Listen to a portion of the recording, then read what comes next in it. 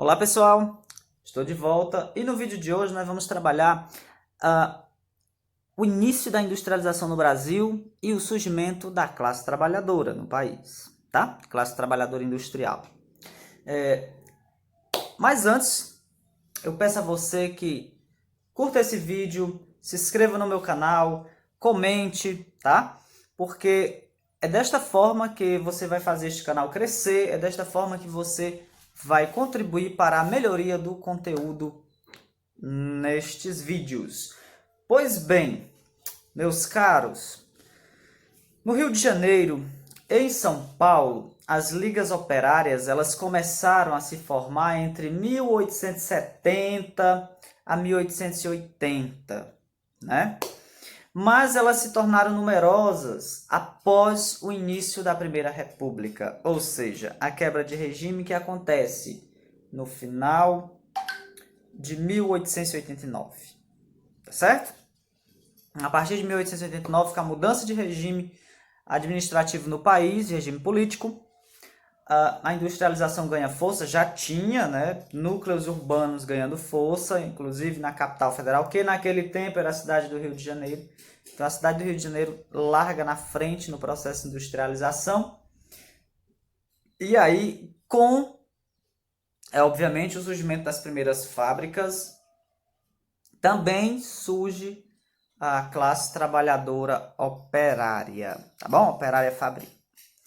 Naquele período, a legislação trabalhista ela é bastante incipiente, quase que não protege em nada o trabalhador, com exceções de pensão por invalidez, né? Mas regimes de 12 horas por dia continuam em voga, trabalho infantil, trabalho de mulheres, né?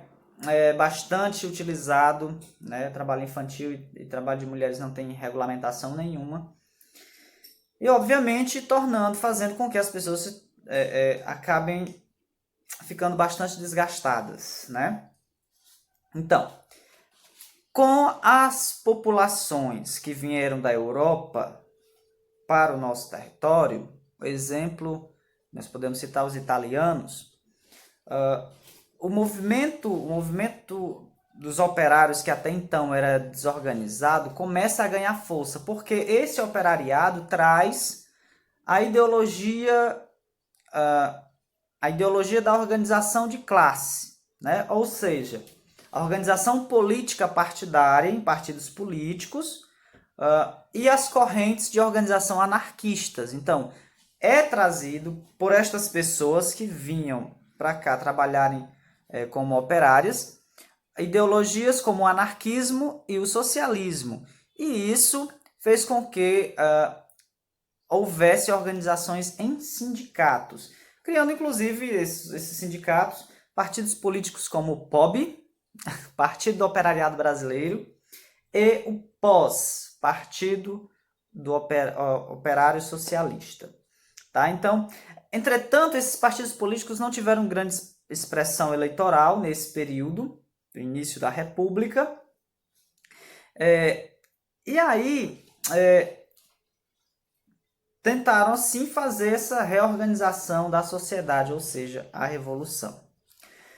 Bom, a revelia do movimento organizado sindical existia os anarquistas. Os anarquistas, por sua vez, eram mais radicais, eles buscavam, abominavam a lógica burguesa e buscavam a substituição do Estado por associações de trabalhadores, né? O anarquismo ele queria, de fato, acabar com a organização que até então existia na sociedade e, obviamente, colocar uma nova estrutura no lugar, tá?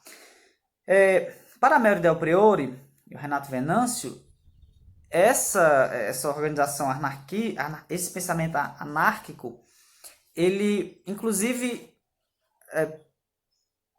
pensava de forma eugênica, inclusive, né? Uma eugenia às avessas. Vamos lembrar que a eugenia, no século XIX, início do XX, é uma ciência que tenta aplicar as regras da evolução biológica na sociedade.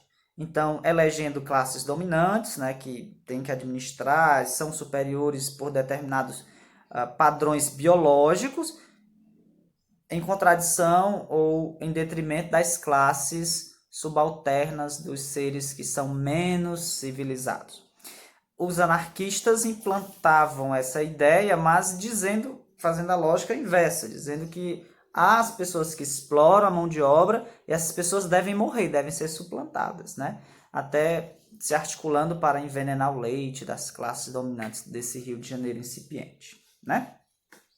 Em 1920, o resultado da luta dos trabalhadores foi diminuindo com o passar do tempo. Em 1920, alguma legislação que também foi surgindo trouxe apenas indenizações indenizações por acidente, por exemplo, e restrições ao trabalho feminino ou infantil, né? Mas legislação muito tímida, retrógrada. Em 1911, por exemplo, uma lei estadual se antecipava se antecipava em 2 anos, a lei de 1894, que proibia o trabalho de menores de 10 anos. Já pensou? Trabalhar por 12 horas um menor de 10 anos em uma fábrica? Então, outras leis, elas nunca saíram do papel, como a lei de 1917, que limitava o trabalho infantil por 5 horas, e condicionado à frequência escolar e condicionado também a um laudo médico, né? E tem gente que diz que defende o trabalho infantil, né? Como a construção da civilização. Muito bem. Essa exploração desenfreada da classe trabalhadora levou homens, mulheres e crianças trabalhadores a jornadas de até 12 horas por dia. Em São Paulo, por exemplo, que depois São Paulo, no século XX, ultrapassa Rio de Janeiro nessa corrida industrial do país. Durante as primeiras décadas do século XX, podemos dizer 1910 a 1920, os casos de desordem aumentaram 40%, em que esses trabalhadores eram levados a casos de rebeldia, em casos também em situações autodestrutivas, como também prisões por embriaguez aumentaram em mais de 400% em São Paulo, né? Então, e perante o risco, a miséria absoluta, já que os partidos políticos não conseguiram se articular e o pensamento anarquista não ganhou força como se supunha, a classe trabalhadora surge com a criação das associações mutualísticas. O que são associações mutualísticas? São associações que agiam para agiam para diminuir o impacto social da exploração do trabalho, né? Associações que davam ajuda alimentícia, ajuda funerária. Não era uma revolução, não era a mudança da perspectiva social do trabalho, era apenas a mitigação, a diminuição do sofrimento. Tá certo?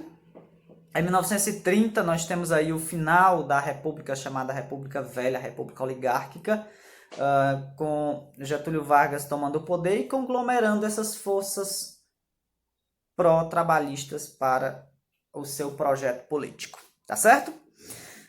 Então, espero que esse vídeo tenha ficado claro, espero que você tenha entendido. Quero dizer a vocês que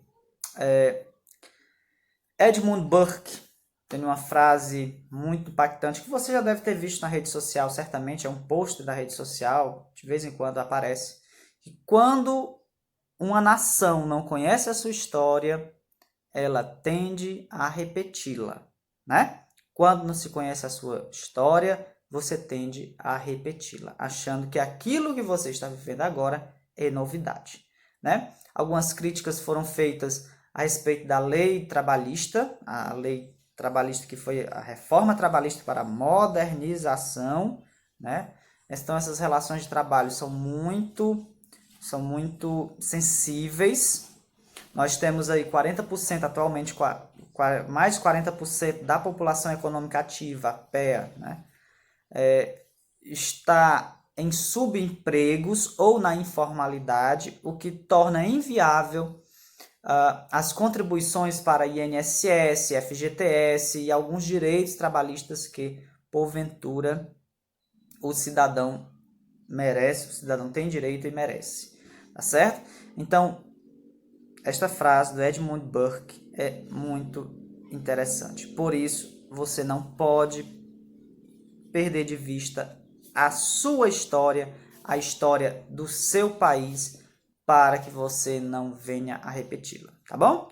Então, um forte abraço e até breve, se Deus quiser.